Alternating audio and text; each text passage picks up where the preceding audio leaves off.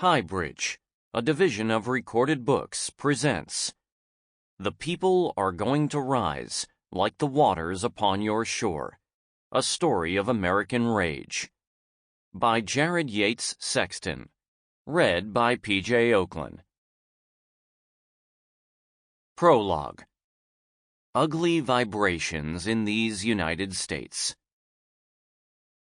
The town had changed. Main Street was still there, but the shops I'd gotten used to years ago had closed since I'd left, their hollowed-out fronts winking like sad, beleaguered eyes. The house I'd rented in graduate school, a two-story that had once upon a time been a doll shop, its walls and stairs lined with porcelain figurines, looked deserted now. Murfreesboro, Illinois, had seemed like a logical stopping point in mapping out my drive from Georgia to Iowa in the summer of 2015, a chance to take a stroll down memory lane. But now it just felt abandoned and devastated, a shell of what I could remember. Luckily, the barbecue joint where I'd taken my meals a minimum of 3 days a week was still open, the clientele lining the bar mostly unbothered. After a day on the road, I wanted friendly conversation, but didn't find any takers. The TVs over the bar, usually tuned to a Cardinals game, were glowing with Fox News and the story it had been running for the past week. In McKinney, Texas, a suburb of Dallas, nearly 100 teenagers had descended on a pool party, and police had been called after some of them hopped a fence. The reporting officers were captured on video racing through the gated community like madmen, one of them rolling unnecessarily across the grass before screaming and tossing black teenagers to the ground.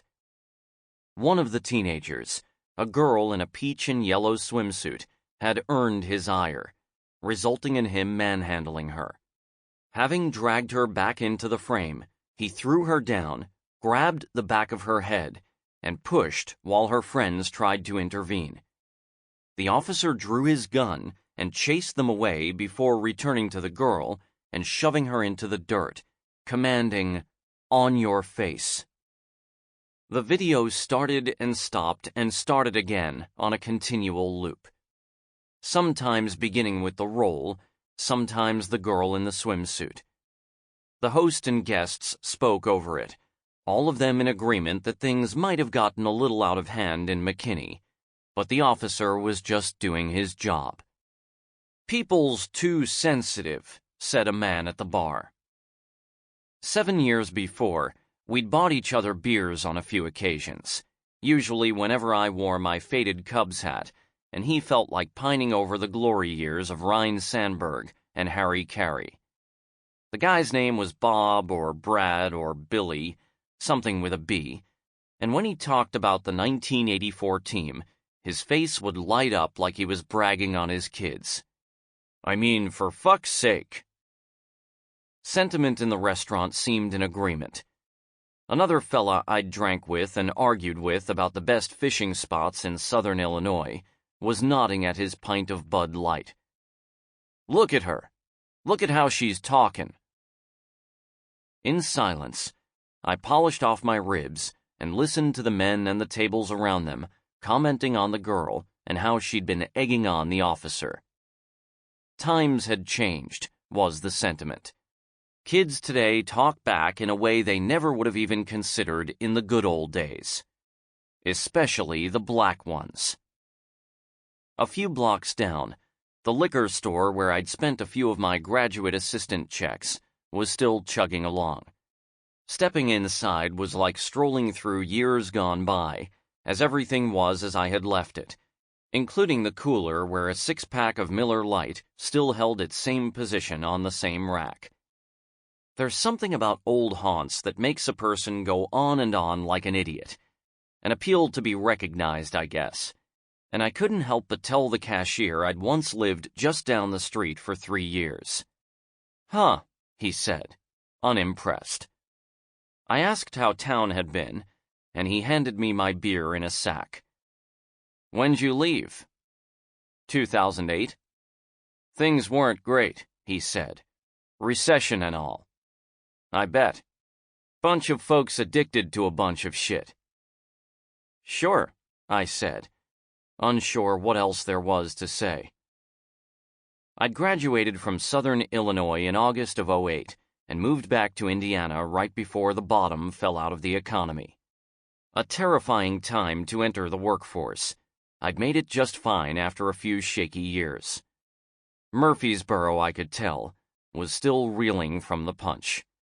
My motel for the night was a place I'd stayed only one other time, after an ex-girlfriend and I had had a knockdown drag-out, and I needed a place to sleep.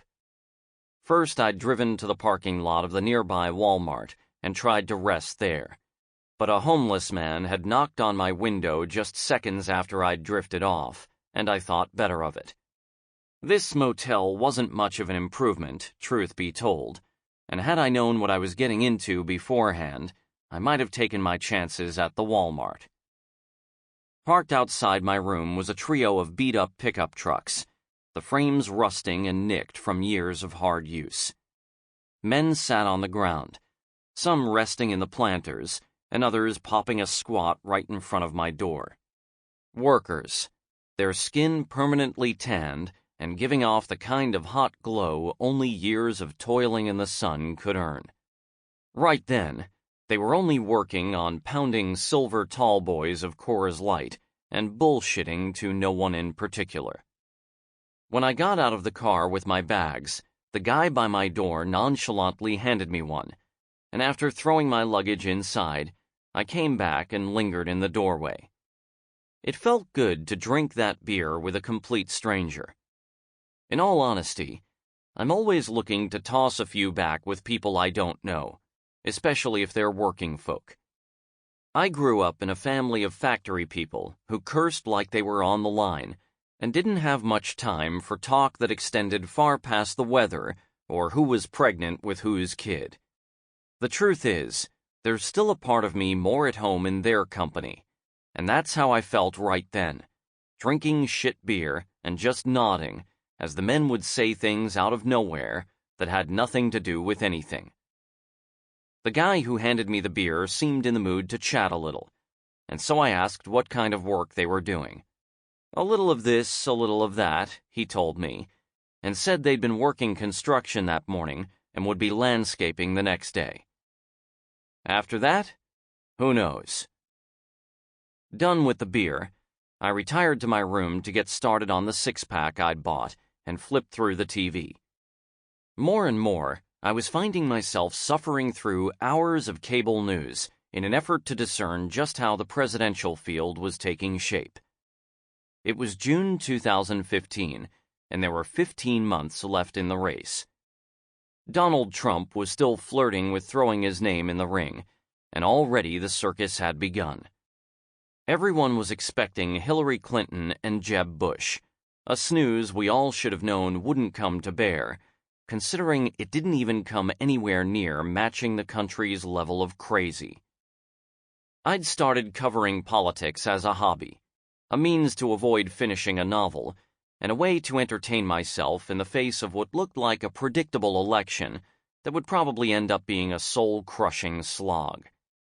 Something had sparked inside of me the previous year during the Ferguson, Missouri riots, a desire to get into the thick of it in a way I'd never wanted before. Sitting on my couch at home, watching the madness in the streets, I felt an itch that made me want to gnaw my fingers off. I had an inexplicable urge to grab my keys and drive the nearly 800 miles just so I could stand in the middle of it. And so there I was, plopped down on a rock-hard bed in a run-down hotel in southern Illinois. I'd agreed to write political articles for a literary journal that maybe a couple hundred of my closest writer friends might read, and in 24 hours I'd be in another bar, this time listening to a former governor of Maryland, Martin O'Malley, address a group of teachers and union members in Iowa City. I'd been to my fair share of rallies, had worked in a handful of campaigns, but I had no clue what to expect or even how to properly chronicle the experience. Little did I know how much the coming year and a half would change my life. that this part-time gig would lead me into the heart of disgusting rallies where a nightmarish movement was coalescing and gaining power.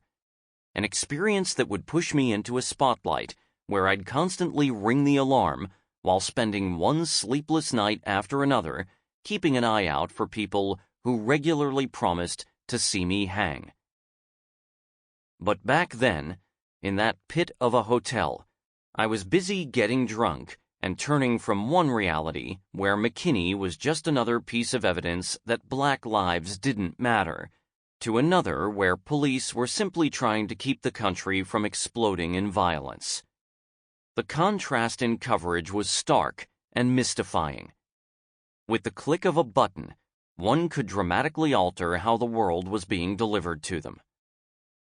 On one channel, injustice. On another, monsters needing slaying. In my hand was a cheap universal remote that had probably been bought from the Walmart down the street for $5, and it had somehow become one of the most powerful devices in human history. I was marveling over it, the easy movement in perception, when an argument sparked between the workers next door. From what I could overhear, they were playing cards with their wages. Somebody wasn't happy. There was cheating or a bad beat, whatever it was, and their voices got louder until they were screaming bloody murder. Then, as it grew in intensity and volume, there was a thump against our shared wall, hard enough to make my TV shake. It de-escalated quickly, and soon they'd returned to playing cards for a half hour before the whole thing got called off. Listening to the aftermath, I wedged a chair under my door handle, hoping that would be enough to protect myself, and then tried in vain to catch some sleep as the glow of a nation in crisis bathed the room. Part 1. Sleep of Reason Breeds Monsters. Chapter 1. Canaries in the Coal Mine.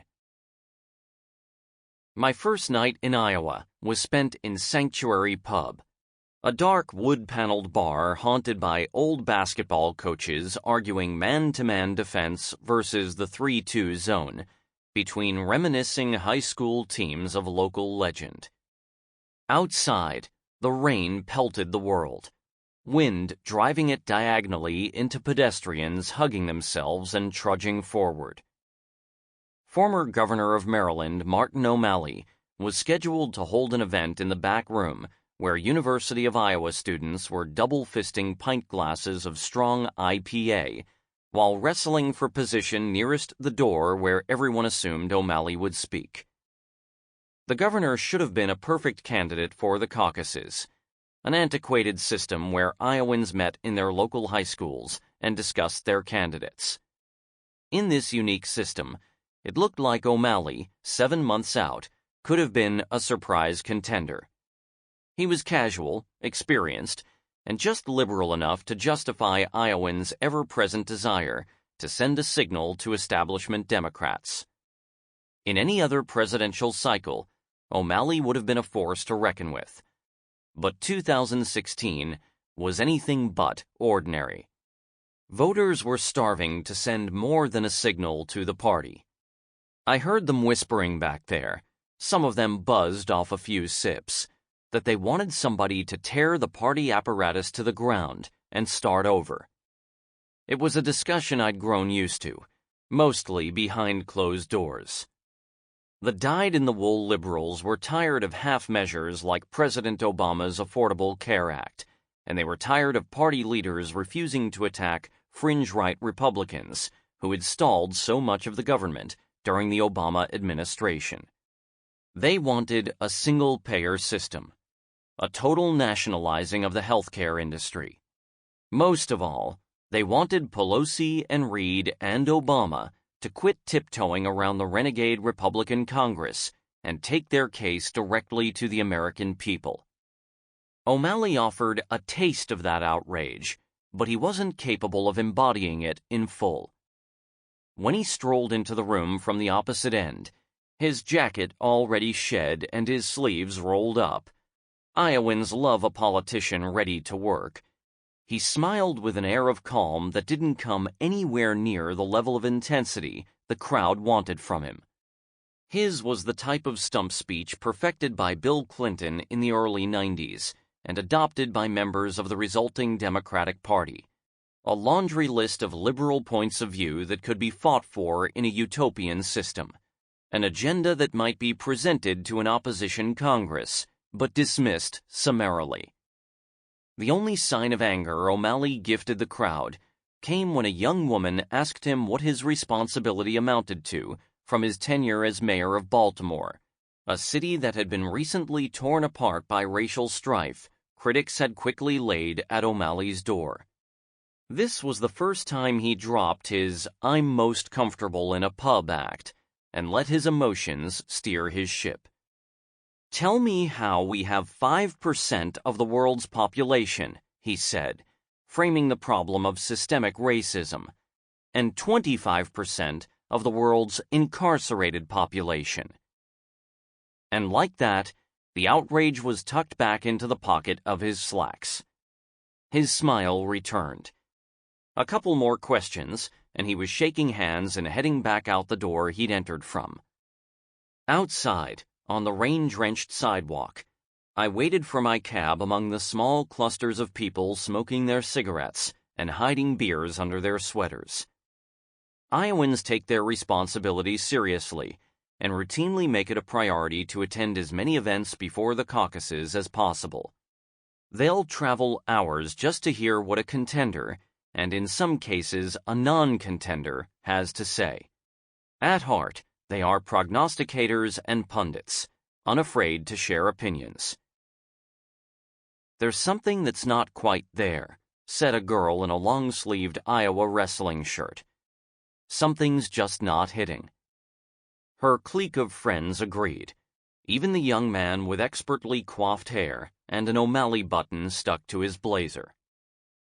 In the cab back to my hotel, the driver had on some less-known right-wing talk show host I couldn't recognize, doing everything but begging the listener to vote for Ben Carson. The former neurosurgeon's campaign had grafted the state's landscape with billboards and signs, a grassroots shock and awe campaign that had paid early dividends in the polls. The host was assuring Iowans that under Carson's sedated exterior simmered a white-hot anger. "You ask me," my driver said. "What I want is somebody to get up there and just tell everyone to go fuck themselves." Hooking a turn and nearly sideswiping a delivery truck, the driver looked apologetically in the rearview mirror. "Sorry about my language, man. You know, that's just how I feel about it." On my way into the hotel, I saw, stuck to the back of a minivan, mixed in among a variety of pro-life and anti-gay marriage stickers, something I'd only started seeing since leaving Georgia. A black and white bumper sticker reading, "If only Hillary had married O.J. instead." I'd come across it no less than a dozen times on the 1,000-some miles I'd driven, along with a few others, including one that had dropped all attempts at cleverness or charm by simply declaring, "Hillary's a bitch." Since the 1990s, the country had grown more and more polarized, and at the heart of that polarization were the Clintons, including Bill, who had been impeached, and Hillary, who many would argue was disliked even more than her husband. Certainly the bumper stickers and T-shirts that were becoming more commonplace with every passing day testified as such. The next morning, I came across that same O.J. bumper sticker in the parking lot of the headquarters for the Iowa Startup Accelerator. I was there to cover a Chris Christie town hall, and was conspicuous from the moment I'd stepped foot in the chic brick building. The audience was middle-aged and dressed in suits and office wear, a collection of bankers, real estate agents, retired elementary school secretaries, and corporate farmers who had come to do the business of politics. the for-profit work that traditional Republicans were most concerned with. And here I was, devoid of a tie and hungover from Budweisers I'd had to ice down in a trash can after discovering my hotel room didn't offer a fridge. The only person who felt as bad or as out of place was a cameraman with shaggy hair and red glassy eyes, and the both of us took to begging staffers for complimentary coffee. There was no complimentary coffee, though, and the staffers, all of them in blue blazers, straight away let us know our shit was not going to be tolerated. They were spitting images of their boss, the governor of New Jersey, a brute of a man who had turned his physical, bullying style into one of the most lucrative brands in politics. Christie stalked into the room as if he were readying himself for a back-alley brawl. He surveyed the crowd, searched for weaknesses, and when he reached out to me, it was with as firm a grip as I'd ever felt. Chris Christie, I realized, was trying to break my hand. But the style he brought to that town hall, much like the style that had dominated his political life, was a scaled-back version of his usual bullish self. Standing in front of a banner reading, "Tell it like it is," he hemmed and hawed as to whether he was going to actually throw his hat into the presidential ring. And when he detailed his message, it was with the assurance that he knew how to work with Democrats, citing his time wrangling the predominantly liberal New Jersey State House. There were moments, much like with O'Malley, where he let his passion shine through. On the topics of ISIS, teachers' unions, and intelligence gathering, Christie would begin with what was obviously his scripted answer, and then, once the momentum started rolling, his voice would gather speed and he'd begin barking into his microphone. By the end of his spiel, he'd advocated full-scale war, virtually wiping unions off the map, and doubling down on controversial spying by the National Security Agency. It would still be a while before Christie announced his decision to seek the Republican Party's nomination. He'd do so on June 30th, a full 2 weeks after Donald Trump took his fateful ride down Trump Tower's escalators. For years, Christie had written the playbook on how bullies could succeed in national politics, and Trump, just over the state line in New York, had read that book in full. Christie had made the calculation that his bare-knuckled style would cost him the Republican base, or the traditional group of middle to upper-class voters who cared more about economics and national security than identity politics and anger, ceding the impassioned fringe of the GOP to his billionaire neighbor.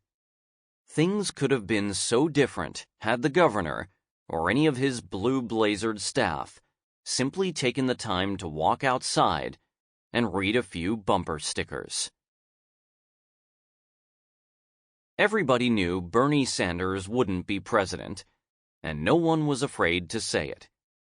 The indictments were numerous. He didn't look like a candidate, with his oft-feral wisps of white hair and his gruff physical presence. He didn't talk like a candidate, with his democratic socialist platform, comprising economic issues with repeated emphasis on poverty and inequality. And he didn't come from a traditional breeding ground for viable candidates. Instead, he hailed from Vermont, which was responsible for Sanders's previous unelectable counterpart, Howard Dean, a state so liberal and independent it had continually re-elected a Democratic socialist in the first place. Also, he was old, 73 going on 74. If elected, which seemed then and now like the longest of shots, he would have been a young 79 by the end of his first term. Admittedly, the odds were astronomical. Upon entry, Sanders was branded accurately as a candidate whose purpose and ultimate potential was to serve as a counterbalance on the far left of Hillary's center-left juggernaut, a safety that drew her nearer the platform of the emerging Democratic territory, while never seriously challenging or damaging her chances. Again, Bernie Sanders wouldn't be president. But when was someone going to tell him that? The word in the state was that Uncle Bernie, as his most strident Iowan supporters had taken to calling him, was outperforming. That he was drawing oversized crowds everywhere he went. That he would finish a distant but respectable second, and that he'd already succeeded in pulling Hillary left, as evidenced by her June 13th Roosevelt Island speech that heralded a platform so populist it would have been considered radical 5 years before, and was now only common sense due to the hard work and diligence of firebrands like Bernie. He would lose, though. In Iowa. In New Hampshire, it seemed. South Carolina, and so on, until his modest war chest finally gave up, like a suspect engine in a suspect used car. So, why were the crowds getting bigger? Why was the word of mouth growing stronger? The UAW hall in Marshalltown, in which he spoke that Saturday afternoon, should have seated 60. 20 minutes out, and there were more people than seats. The old auto workers scrambling to find extra chairs as the people kept streaming in. The official numbers put it at more than 200, but what they didn't make note of is that these were not your traditional political event attendees. They were poor, disabled, literally hungry, literally tired, and very, very pissed off. I recognized them because these people are my family. My people are generations of factory fodder, the types of folks bled dry by manual labor and never even given the dignity of wages equal to their sweat before their very jobs were swept out from under their feet by NAFTA and globalism. These were Iowans who had worked and been hobbled by a fundamentally rigged system that had rewarded morally reprehensible business and trade practices. People who had never, ever put thought into retirement because they were preoccupied with just living another day. People who were suffering even before the Great Recession, and people whose suffering had only worsened as the economy left them behind. The advertised start time was 3 o'clock, and that's exactly when it began, which is a rarity in a world where promptness has never been even a passing concern. Sanders was obviously ready as he walked out during his introduction, drawing a surprised cheer from the crowd. Bernie was unlike any politician I'd ever seen in person. He obviously despised stagecraft and held the podium like he was bracing for a car crash. He was devoid of polish, and I don't think he was even the slightest bit interested in remedying that problem, which is a mortal sin in national politics.